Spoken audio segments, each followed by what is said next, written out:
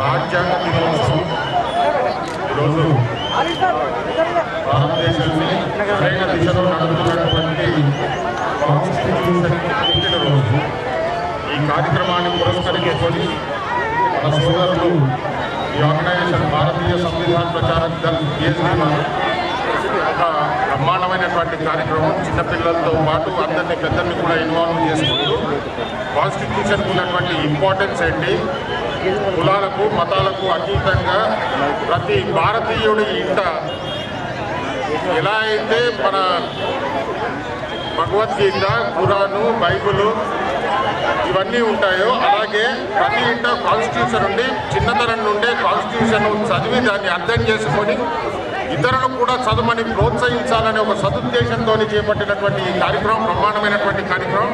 PSD వారిని పేరు పేరున నేను వారందరినీ అభినందిస్తూ ఇటువంటి కార్యక్రమానికి పూర్తి మద్దతును తెలియజేసుకుంటూ నన్ను ఈ కార్యక్రమానికి ఆహ్వానించి నన్ను గౌరవించినందుకు వారికి నేను కృతజ్ఞతలు తెలియజేసుకుంటూ విచ్చేసినటువంటి ముఖ్య అతిథులు సంజయ్ గారు, గడుగు గంగాధర్ గారు, తాయర్ బిన్ ఆమ్దాన్ గారు, అలాగే కేశవ్ వేణ్ గారు మరియు రత్నాకర్ గారు, వీరందరూ వచ్చి విజయవంతం చేయడానికి వచ్చారు. ఒక 5 నిమిషాల్లో జెండూపీ కార్యక్రమం మొదలు పెడతాం కాబట్టి మరి ఈ కార్యక్రమం ఈరోజు ఎందుకు చేసిందంటే పిల్లలు మరి భారతదేశంలో చూస్తున్నట్టయితే ఉన్న రాజ్యాంగాన్ని మార్చేటటువంటి కుట్రలు జరుగుతున్నాయి.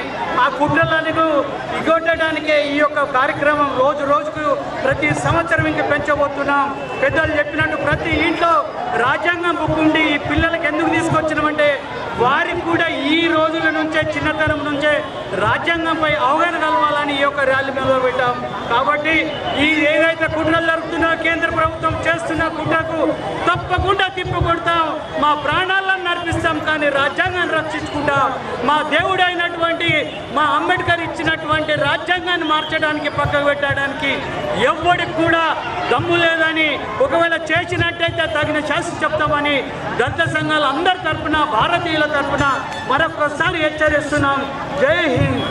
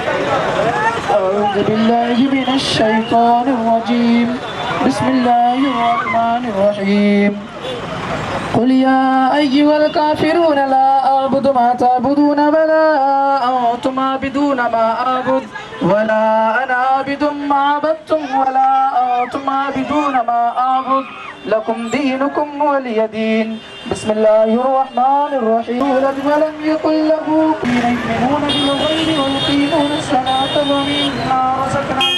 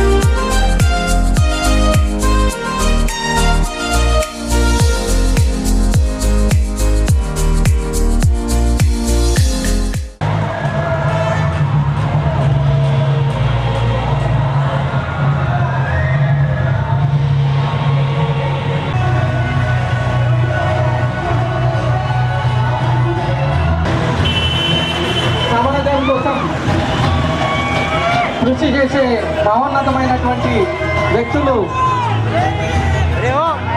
భారత రాజ్యాంగ అవతరణ దినోత్సవాన్ని పురస్కరించుకొని వచ్చిన వ్యక్తులు ప్రతి ఒక్కరికి స్వాగతం సుస్వాగతం తెలుపుతున్నాం.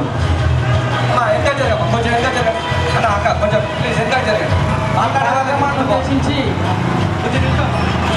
భారత రాజ్యాంగం విజయోత్సవ రథయాత్ర కన్వీనర్ గారు నాయకత్వంలో దేశంలో ఎక్కడ లేని విధంగా 75 సంవత్సరాలు రాజ్యాంగం పూర్తి చేసుకున్న శుభ సందర్భంగా రాజ్యాంగం మనకు కల్పించినటువంటి స్వేచ్ఛ హక్కులు మరి భారతీయ సంవిధాన ప్రచారకల్ ఏదైతే మా లక్ష్యం ఉందో ఆ లక్ష్యాన్ని ఇలా చిల్క శ్రీనివాస్ గారి నాయకత్వంలో మళ్ళా మన ప్రముఖులు రథయాత్ర నాయకత్వంలో ఏదైతే ముందుకు తీసుకెళ్ళడం జరుగుతుంది. ఇప్పుడు ఈ సభను ఉద్దేశించి షేక్ హుసేన్ సార్ గారిని మాట్లాడవలసిందిగా కంటిన్యూ శాంతి